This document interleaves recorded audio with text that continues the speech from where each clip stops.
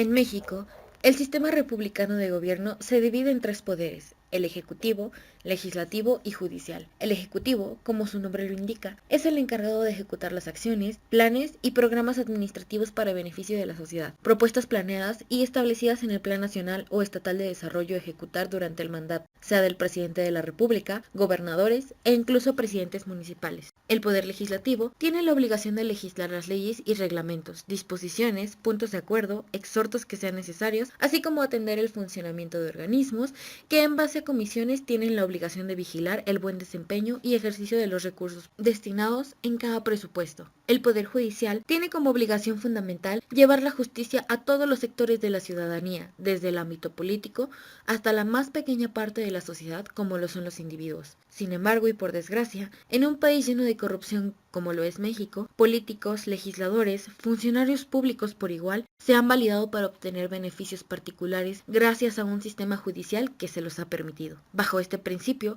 se podría decir que no habría corrupción si realmente se aplicaran las leyes. El problema es que quienes se encargan de aplicarlas no siempre lo hacen con el principio de la justicia ciega e imparcial. En México, la justicia es en cierta forma y frecuentemente simulada. Llega más en favor de quien tiene más poder económico por tráfico de influencias y relaciones. Dentro del Poder Judicial, donde se incluyen medidas y sanciones coercitivas, correctivas inclusive a sus propios miembros, es ineficiente. La justicia se hace selectiva, parcial o extremadamente lenta. Casos de justicia simulada existen de sobra. Para nadie es ajeno conocer de procesos donde justos pagan por pecadores, donde autoridades judiciales y abogados solo hacen dilatorios los procesos con la finalidad de obtener beneficios o revanchas al amparo de la ley, o incluso procesos donde benefician a presuntos culpables y condenan a personas inocentes que les hacen pasar por tortuosos episodios por encargo de poderosos influyentes o mejor conocidos como intocable. Solo por citar ejemplos, se tiene el proceso que por violencia familiar siguió la hoy fallecida Abril Pérez, asesinada el pasado lunes 10 de febrero, quien tras largos 8 meses, con evidencias claras de haber sido víctima de feminicidio en grado de tentativa por parte de su entonces esposo, logró que se girara una orden de aprehensión en su contra y fue detenido. Sin embargo, jueces y magistrados reclasificaron el delito a lesiones y violencia intrafamiliar, porque consideraron que su esposo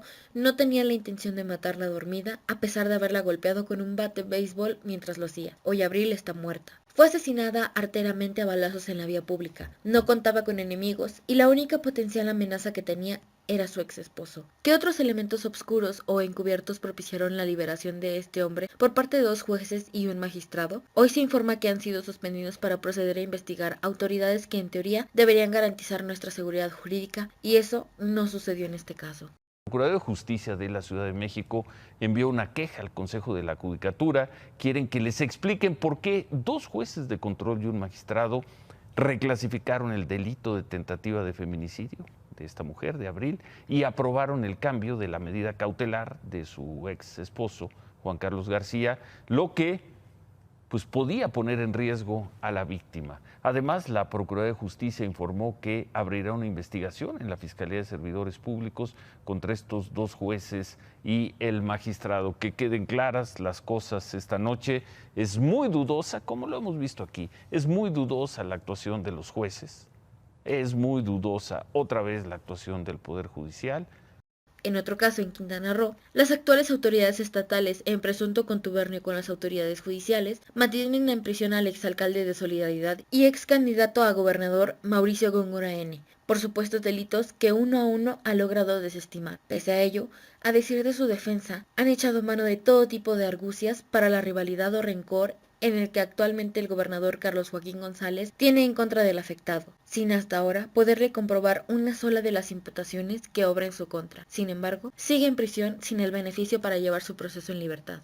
En Sonora, por ejemplo, una empresa dedicada a la acuacultura que llevaba un proceso mercantil en su contra por el incumplimiento de un adeudo y que las autoridades de dicha entidad fallaron a su favor, desestimando la demanda de la contraparte, al haberse declarado previamente en bancarrota, por extrañas y desconocidas razones, derivó en un proceso penal en su contra, pero en el estado de Jalisco, en donde ni siquiera contaba con expediente abierto alguno que motivara se giraran órdenes de aprehensión, no solo de los dueños, sino hasta de una gran parte de sus familiares, quienes ni siquiera formaban parte de la empresa.